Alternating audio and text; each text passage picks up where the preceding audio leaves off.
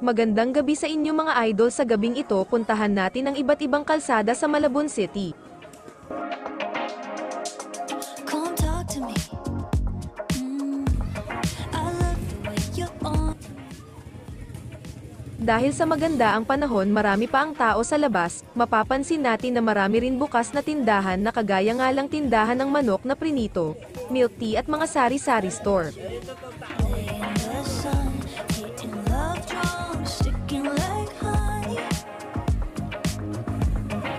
Yeah, I bet you're here for some fun with this. Dahil sa maganda ang panahon at bukas naman ay linggo, marami pang kabataan ang naglalaro sa labas. If you're looking for a good time, honey, I'm right here. At sa atin paglalakad nakita din natin ang magkasunod na tindahan pa rin ng manok at barbecue. Good vibes, honey, I'm right here. Nasulyapan din natin na bukas pa pala ang tindahan ng ukay-ukay malapit lang sa kalsada. Love you in your summer skin. Looking at you, looking like you're into it. 'Cause we're here for the same reason. Yeah, I just wanna lay in the sun, hitting love drums, sticking like honey. Like Tinungo na rin natin ang pangunahing kalsada, ang MH Del Pilar Highway. someone feeling that something.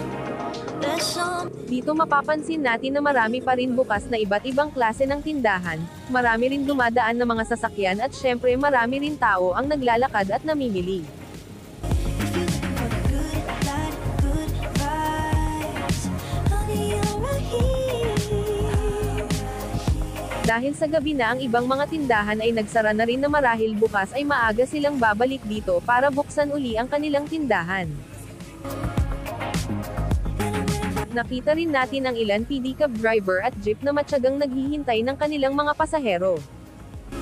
Bago ako magtapos ay inaanyayahan ko kayo na pasyalan ang aking YouTube channel, ang Buhay Kalye Official Vlog at ganun din ang akin Facebook account. Sana po nagustuhan nyo ang video na ito. Kung kayo po ay may katanungan or suggestion, pwede nyo po ilagay sa comment section para mabasa ko.